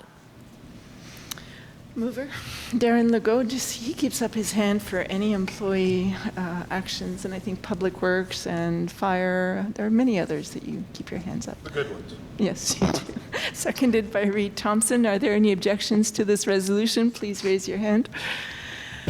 There are none. It is carried unanimously. So yes, welcome, Karen. You are a delight to work with. Item 6.2, upgrading of managers' remuneration scales. Considering that a review of managers' remuneration was carried out following the revision of the organizational chart, the review was conducted using the municipal executive compensation reports prepared by the Carrefour du Capital Humain of the Union des Municipalités du Québec, the UMQ, and that considering that during the year of 2022, several special projects were carried out despite the shortage of manpower, whereas the town wishes to recognize the work of its managers, this resolution is to adjust the remuneration of said managers according to the comparable job title applicable to them, and to index it by 2.8%, the whole retroactive to January 1 of 2023, and to pay the additional monetary contributions to the managers who participated in these special projects. 6.2, mise à niveau des échelles salariales des gestionnaires. Donc, une étude sur la rémunération des gestionnaires a eu lieu suite à la révision de l'organigramme. L'étude a été conduite à l'aide des rapports de la rémunération des cadres municipaux établis par le Carrefour du capital humain de l'Union des municipalités. Et également considérant que durant l'année 2022, plusieurs projets spéciaux se sont vus réalisés malgré la pénurie de main-d'œuvre et considérant que la Ville désire reconnaître le travail de ses gestionnaires, la résolution vise à ajuster la rémunération des 10 gestionnaires selon le titre d'emploi comparable qui leur est applicable, et d'indexer la rémunération de 2,8 %, le tout rétroactivement au 1er janvier 2023, et également de verser les contributions monétaires supplémentaires aux gestionnaires qui ont participé aux projets spéciaux. Merci beaucoup.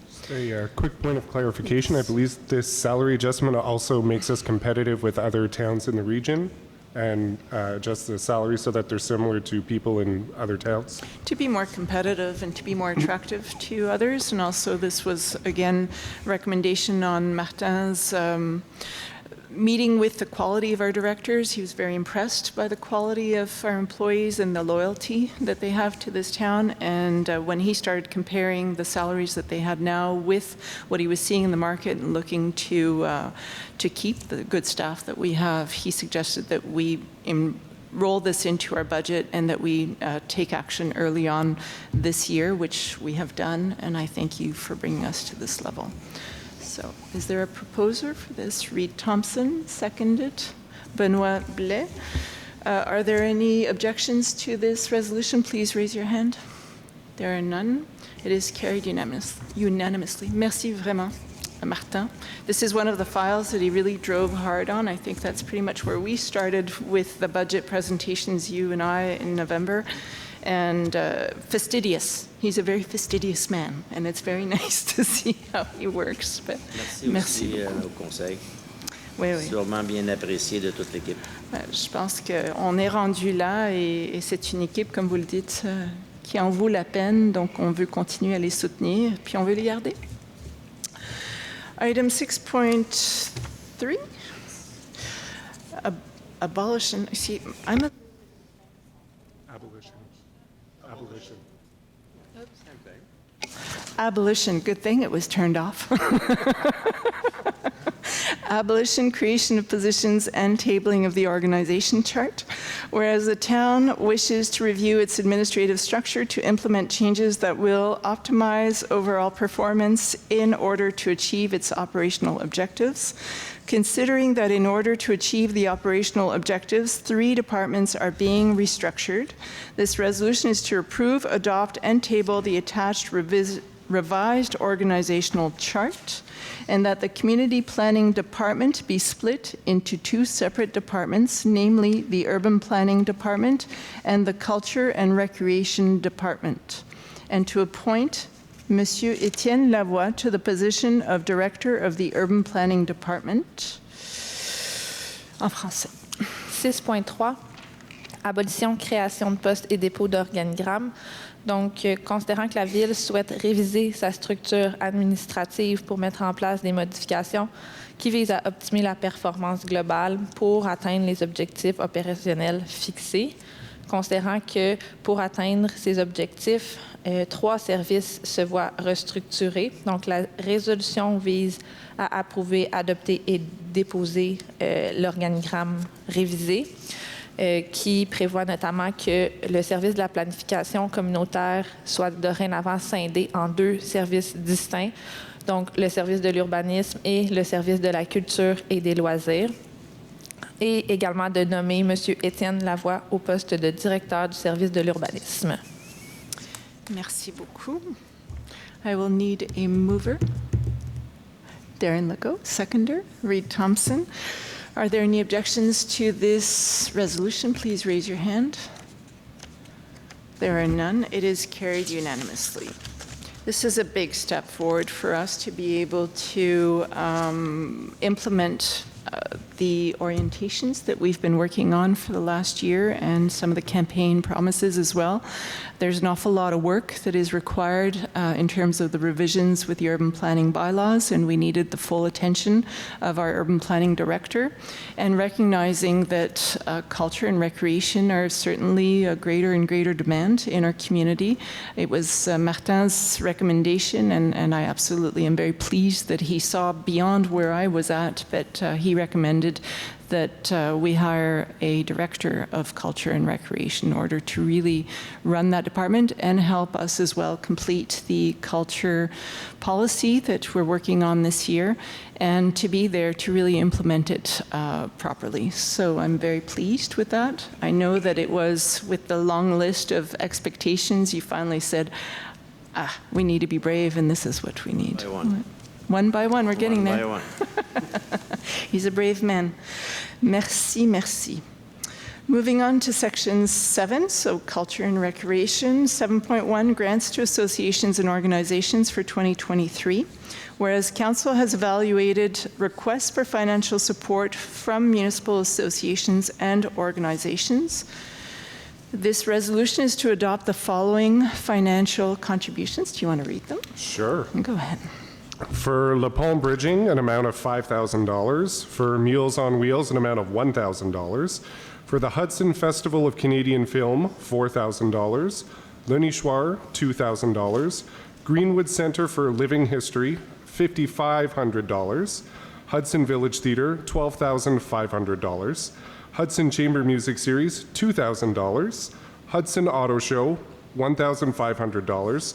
Hudson Food Collective, $4,000. The Hudson Creative Hub, $9,500. And the Hudson Music Festival, $8,500, plus a maximum of $1,500 in insurance, for a total of $59,500. Thank you, Reid. Appreciate it en français. Oui. 7.1, donc subvention aux organismes et associations pour l'année 2023. Donc, considérant que le Conseil a évalué les demandes d'appui financier des associations et des organismes, la résolution vise à adopter la liste des contributions financières suivantes pour supporter les organismes.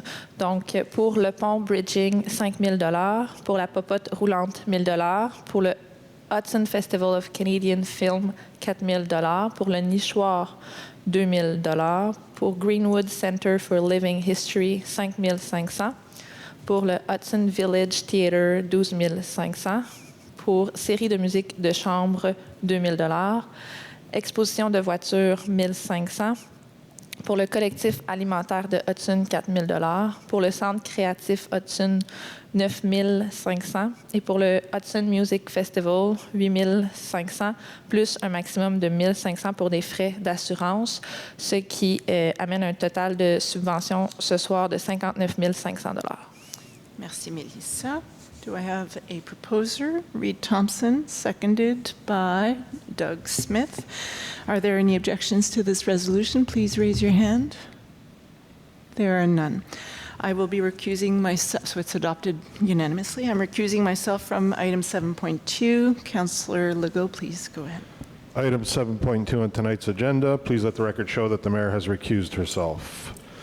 Whereas Council has evaluated the request for financial support from the Vaudreuil-Soulanges Palliative Care Home Foundation, this resolution is to adopt the following financial contribution of $5,000. 7.2.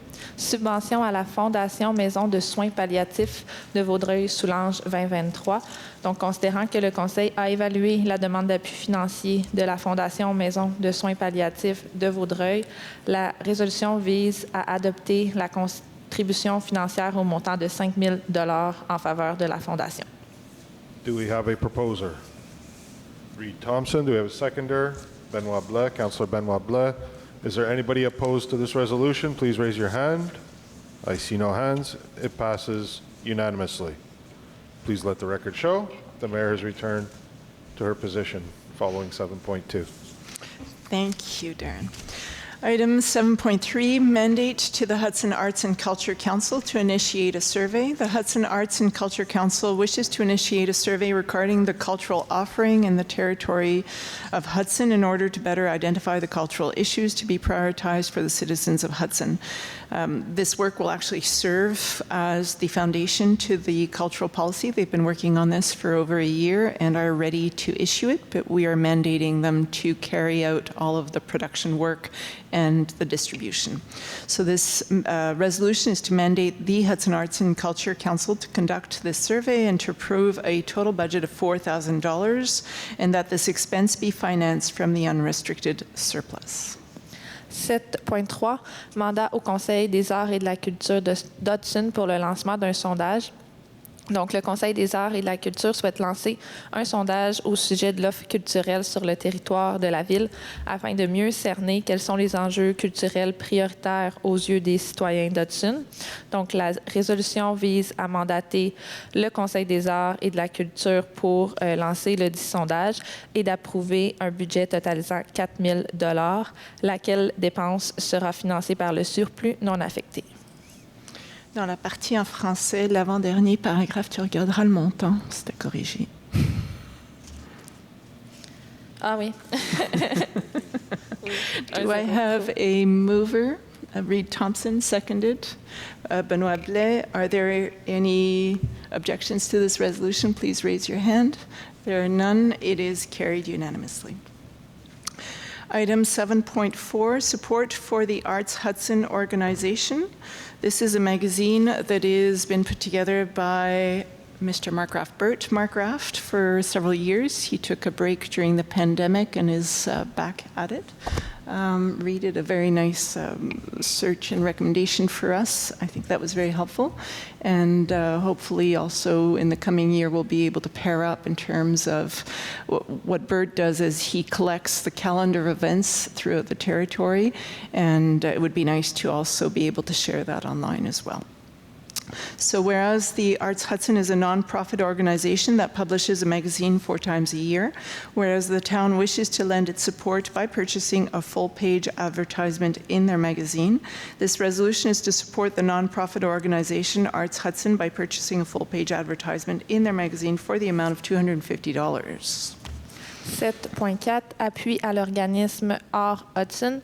Donc, considérant que l'organisme est à but non lucratif et publie annuellement un magazine qui comporte 4 éditions, considérant que la Ville souhaite donner son appui en faisant l'acquisition d'une page de publicité dans leur magazine. Donc, la résolution vise à appuyer l'organisme au moyen de l'achat d'une page pour un montant de $250. Merci. Do I have a mover? Darren Legault, seconded by Benoit Blais. Are there any objections to this resolution? Please raise your hands. There are none. And thank you, Melissa, for processing this request that literally, I think, came in 3 or 4 days ago. And you were very good to pass it through this month. We're very appreciative. Moving on to Section 8, Public Works, Item 8.1, awarding of contract AO 2022-33-TP, Services of Hydro Vacuum Team. Whereas the need for a hydrovac service for the potable water network, sanitary sewer, this is complicated, potable water network and the sanitary sewer network and the storm sewer, whereas the awarding of said contract must be following a call for tenders process, whereas the bids received were opened publicly on January 26th, 2023. This resolution is to award to Sanivac Montreal, a numbered company, lowest conforming bidder, the contract for hydrovac service for an amount of $43,850 before taxes. So there were 5 bidders, and this is a standard service that we require. Each time there is a water break or some sort of break, they come and they suction in that area. And so based on the number of hours and times that we needed these services, we put out a call to tender, which will essentially lock in a better rate than just calling them out of an emergency situation. So this is ways of controlling costs again that have been implemented this year. En français. 8.1, octroi de contrat pour les services d'une équipe hydro-vacuum, considérant le besoin de services hydro-vacuum pour le réseau d'eau potable, le réseau d'égouts sanitaires et le réseau d'égouts pluvial, considérant que l'octroi de ce contrat doit se faire au terme d'un processus d'appel d'offres. Les soumissions reçues ont été ouvertes publiquement le 26 janvier dernier et la résolution vise à octroyer le contrat au plus bas soumissionnaire conforme, soit Sanivac Montréal, pour un montant de 43 850 $ avant taxes. Merci. Do I have a mover? Darren Legault, seconded by Benoit Blais. Are there any objections to this resolution? Please raise your hand. There are none. It is carried unanimously. Out of interest, just to let you know that the variation in prices was between the lowest at $43,000 or close to $44,000 and the highest was at $80,000, so there's quite a variation there. Item 8.2, awarding of a contract by mutual agreement for janitorial services, whereas the maintenance journeyman position is currently vacant and there is a lack of candidates to fill the position. This resolution is to award the contract for 3 months of janitorial services to JS Maintenance for an amount of $18,950 before taxes. 8.2, octroi de contrat de gré à gré pour des services de conciergerie conciergerie. Donc, considérant que le poste de journalier à l'entretien est actuellement vacant et qu'il y a un manque de candidats pour combler le poste, la résolution vise à octroyer un contrat de service de conciergerie pour 3 mois à JS Maintenance pour un montant de 18 950 avant taxes. Merci. Do I have a proposer? Reed Thompson, seconded by Benoit Blais. Are there any objections to this resolution? Please raise your hand. There are none. And we will be going out for an annual service, right? So tender for the full year. We just did 3 months at this time, but we need to continue as we don't expect to be able to find a full-time person for this. Section 9 on public safety, item 9.1, policy on traffic moderation measures and creation of a committee, as mentioned at the beginning of the meeting. Considering the council deems it appropriate to ensure efficient traffic management while providing safer and more peaceful living environments for all roadway users, considering that a policy on traffic moderation measures would establish a process for handling requests related to the road network, as well as the decision-making criteria for establishing the type of intervention to be favored in each case, considering that the creation of a traffic committee would allow the study and analysis of the requests received in application of the policy. This resolution is to adopt the traffic moderation policy and to create a traffic committee to make recommendations to council and to appoint councillors Reed Thompson and Benoit Blais as members of the committee. 9.1, politique sur les mesures de modération de la circulation et création d'un comité.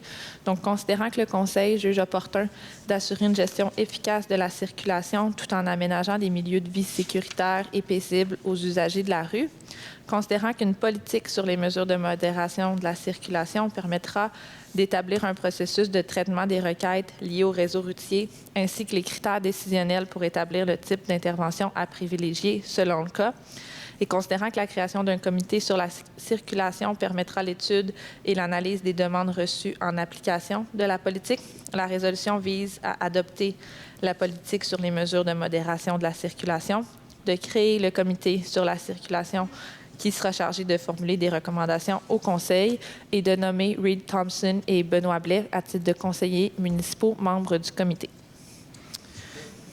Yeah. Just point of clarification.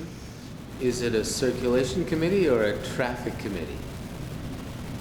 Well, in French it says comité de circulation. I know, but we sort of, I'm sorry, we discussed this and traffic has a negative connotation, whereas circulation Est-ce qu'on peut le renommer en anglais Circulation Committee? C'est juste parce qu'on a parlé de ça un peu avant, puis I was in agreement with circulation committee, because traffic It has says... a negative. Non, non, Yeah. c'est vrai. Absolument. Je vais faire Thank les Juste le dire, c'est la même chose You en are français correct. puis en anglais, circulation, circulation. So You are correct. I'm Thank just, you. just point clarification, because I like it. Pour le I like comité, it too. je vais faire des modifications. Pour la politique, est-ce que the circulation moderation policy, ça fonctionne? Yes, circulation is good. It's just traffic. Ça a une connotation négative, le trafic. Absolument. C'est la congestion, genre. It's the old way, yeah, it's the old way. Sans problème. For those who are interested, the circulation moderation policy will be included as Appendix D to these meeting minutes. So for those who are interested in reading it. Do I have a proposer, Darren Legault and Benoit? So I should have taken these two, but it's just to show that there's full support around the table. Usually you don't propose Okay. second for So yourself. Doug, do you want a second? Second. Oh, sure. So there Qui, you go. qui a Donc, c'est appuyé? proposé par Darren et c'est appuyé par Doug, parce qu'autrement, c'est la personne que l'on nomme qui se that's true, yes. soutient. I want to take this opportunity to thank Councillor Reed and Councillor Benoit for taking this on, because it's going to be an interesting one. We receive a lot of requests, huh? And it was Martin who said, I've lived this in another town. I think I have a solution for you. And as soon as we were able to explain that this committee was coming and how it would be run, it helped us manage a lot of expectations and to know that there is a process, so a standard process by which all of the requests will be evaluated. And to the point of, we do record traffic on certain streets according to where we position the radars. Sorry, circulation. According to the position of the circulation radars. And so in the policy, it actually states if there is un dépassement, so if there is an overage or an excess of speed in certain areas, that there would be measures that come into place. Also, thanks to Director Delgarno for, 'cause Yes. he's bringing a lot to the table on this. Yes. So, and thank you to the administration. Oui. Et j'ajouterais que la façon de travailler du comité, les outils qui nous ont été, je dirais, transférés par nos amis de Vaudreuil-Dorion vont permettre aussi une équité au terme des choix qui vont être faits pour l'ensemble des rues que l'on va analyser. Ça, c'est probablement et l'analyse et l'équité entre chaque citoyen ou chaque rue ou chaque problématique. Je pense aussi, après ça, c'est plus facile d'expliquer aux citoyens comment on a pris nos décisions et pourquoi on les a prises. Mm-hmm. So Martin brings up a great point, which is the tools that were shared to us by Vaudreuil actually give us the ability to be able to assess each case in a just and fair way so that it's equitable strategy and solution that is brought forward for each street. There isn't favoring of certain areas versus another. And that is very helpful for us and very helpful, I think, for residents as well. And there are no residents on this committee, correct? Yeah. Il y en a ou il y en a pas? Il y en a pas. Il y en a pas. And there are none. But I would think that every month there will be reporting. So either online, you could join online. And I've forgotten his name already. All right, moving on to section 10. Item 10.1. Est-ce qu'on a voté? Est-ce qu'on a voté? Je pense que oui, parce qu'on avait nommé les deux. Ouais, on a voté mais les ensuite, deux. je n'ai pas demandé Ok. nécessairement s'il y avait... C'est moi qui... ouais. OK. Oui, c'est de la... Oui, hein, c'est moi. Mais on a appuyé, mais est-ce qu'on a... C'est ça que j'avais pas coché. Were there any objections to the creation of the circulation committee? I didn't see any, so it's carried unanimously. Because you have two committee, right, and the other two supported, right? So anyway, it's the fun of being four. Item 10.1, notice of motion and tabling of draft bylaw number 728.2-2023, amending bylaw 728-2020 on the delegation of powers and budget follow-up and control of the town of Hudson. I will need a councillor to give notice of motion, Darren Legault, on the object of this bylaw is to make changes to the spending authorities, in particular to adjust the titles of the positions listed therein to match the changes brought by the new organizational chart. 10.1, avis de motion et dépôt du projet. Règlement numéro 728.2-2023, modifiant le règlement 728-2020 sur la délégation de pouvoir et de contrôle et suivi budgétaire de la Ville.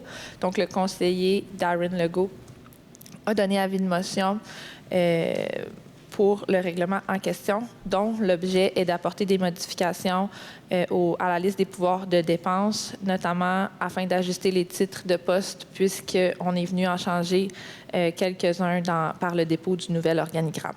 Merci. So next month you will see the adoption of the final bylaw, and it becomes effective soon after, a couple of days after. Item 10.2, notice of motion, so similar, and tabling of draft bylaw 760-2023 on tariffs. So every year we go through this. This is the bylaw that sets permits and les amendes. So how do I say that? Les amendes? Fines, thank you. And if you choose to get married, the amount is in there as well. But anyway, it's a very, very thick document, but everything is in there. Dog tags are in there. And parking permits are also in there. So I will need a councillor to give a notice of motion. Doug, do you feel like it? For tariffs? Okay. Doug Smith gives notice of motion. The object of this bylaw is to establish the tariffs and user fees to be charged during the 2023 fiscal year. These were essentially on recommendations of the different directors. I'm going from memory, so we've left the dog tags as an annual renewal, but we are definitely looking towards putting a permanent dog tag. Also, parking permits for those who have made the request last year for a parking permit, you will automatically receive one with your tax bill this year in the envelope, so you don't have to go to Town Hall. For those who don't have a permit, though, who are not on record, will have to go to Town Hall to get new ones. And then I believe the standard increase was 5% on most other fees. Ouais. And is there anything else that stuck up? No. I think those are the major. Ajustement des coûts. Right. Okay. Great. So I do not need a vote on that. You're not getting one. Je vais y aller en But français. Oui, vas-y, parce que je m'en allais faire Point 2. la période de questions. Avis de motion et dépôt du projet pour le règlement 760-2023 sur la tarification. Donc, le conseiller Douglas Smith a donné avis de motion pour la prochaine adoption de ce règlement-là, qui a pour objet d'établir les tarifs et les frais d'utilisation à percevoir par la Ville pour l'année à venir, donc 2023. Merci beaucoup. So there is no vote on that, as it is just a tabling of the draft bylaw with its notice of motion. Next month, there will be the actual adoption of the tariff bylaw. And as a reminder, the tax bills will be going out at the end of February. Okay. 21, je pense. 21? Yeah, around there. Around here. All right, so we are on to our second question period. Anyone who wishes to ask a question? No one online yet. I have here questions that were sent to me today, and I also have a long list that I will continue through. So I will go with those, but when you see someone else, just raise your hand. This afternoon, we received a question from Vanessa Calais-Yas. I'm really bad, I don't speak. Can I ask, I think? I hope. Sorry. So the question is, hello, can council speak to the Hudson? Your micro is off. Can the council speak to the Hudson EXO train service? Are there any plans of changes to the train schedule expected this year or next year? As mentioned earlier, I reached out to EXO as soon as I started receiving some requests as the bridge congestion was increasing. And EXO has no plans to change the service this year, but they are undergoing a public consultation process as they are planning on changing and improving the service in each of the regions. Right now, the consultation period is on our region, so you can either fill in a form online, attend online presentations, or even tomorrow evening in Vaudreuil, there is a public participation in person, or Saturday afternoon as well. And this is really an opportunity to be heard as to your needs and expectations, and the more people get out and speak to them, the more they can tailor the needs. Right now, they're really preparing to adapt the network to the upcoming hospital, but also to fit with the upcoming REM. And also remember that since the pandemic, la part modale, so the sharing, the car sharing, not even car sharing,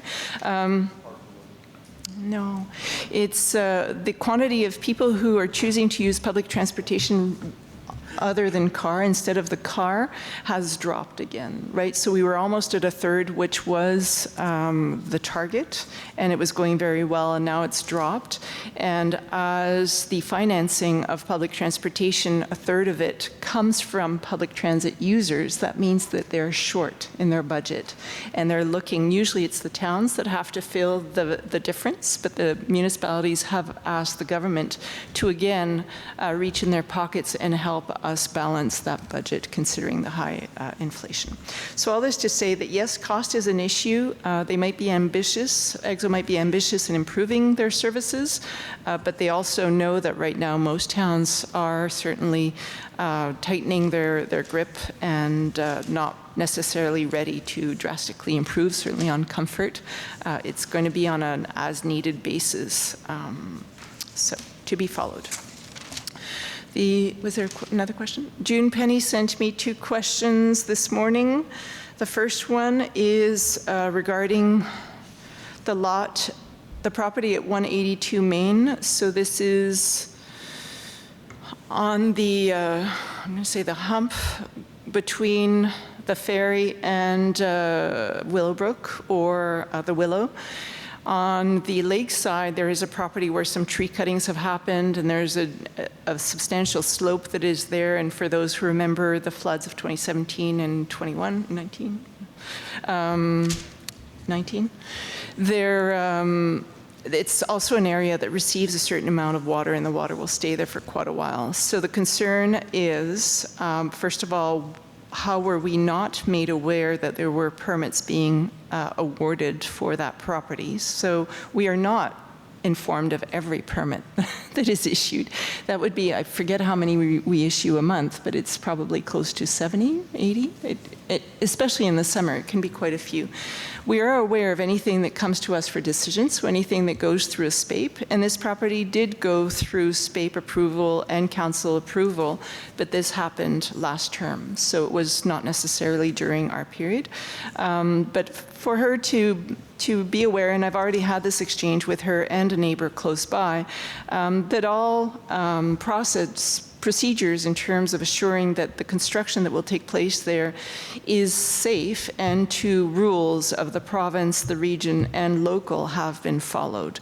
So there is, at this time, not more that we could do for controlling this type of construction, but to know that these are following expert professional standards, hired indeed by the owner, but still, as I am a professional and other people are professionals, we are closely monitored by our professional orders. So we're not just fly-by-night people. We do have standards to follow. So a structural engineer who says that is a construction that is safe, I would expect is reliable. With regards to the second question on trees being cut and the escarpment and the stability of the base of Main Road, so to that question I do not have an answer, but I would expect that that area is in stable condition, but certainly something that now she's piqued my curiosity, but I do not feel that this is an imminent danger, but I would like to inform myself further on this, so thank you for the question. And then with regards to where the flood zone is, well, our Director of Urban Planning actually gave me a very detailed answer this afternoon, and ascertains or assures me or confirms that the limits of the flood zone is actually several meters, like tens of meters away. I think he might have said 40 meters away, but that number is not clear. Do you remember? No, it was a lot. It was more than 15, and which is in meters, it's bigger than my house. So it's a decent amount away. All right, so that was for June Penny. I don't know if she's online. I have Jim Duff. Okay, Jim Duff, go ahead. Yes, Chloe, you've referred several times over the past several months to urban planning bylaw overhaul of the process. Tonight you spoke about Etienne Lavoie returning to his prior assignment, and that would be able to speed up the process. Could you speak to that and give us a better sense of what the overhaul is going to be about, how long it's going to take, what can we reasonably expect, citizens and people that have interests in what the town's planning? So as you know, our master plan, our plan d'urbanisme dates back from 1985 with some revisions that were done to be in conformity with the schéma d'aménagement, so the regional master plan, and then with adjustments or conformity done to match to the metropolitan plan, so the PMAD. But it's never had an overall view of where do we stand in terms of vision, where do we want to go, and what will we do. For example, with areas of natural interest, we've started the process with the RCI and those revisions. My original intent was to do successive RCIs, so one for natural interests, or des milieux d'intérêt naturel, so areas, natural areas of interest. The second step would have been to do the same process, but for heritage and look and feel. And the third would have been to adapt the density and the TOD to match the newer reality and to have that inserted into the PMAD revision. So as with the shortage of labor and our inability to focus solely on getting this done, the most efficient way is probably going to be then, rather than do the successive RCIs and freeze periods, will be to do the overhaul. And in one time, it's easier to coordinate, will be done by one firm that will integrate all the pieces that we've created so far. We will probably complete the RCI one on its own, and as we are looking to hire the bigger firm to take on the rest of the overhaul. So again, rather than doing the 3 successive, it's going to be 2 steps rather than 3 steps. And it makes it a little more in keeping also with the CMM schedule, so I see that fitting better.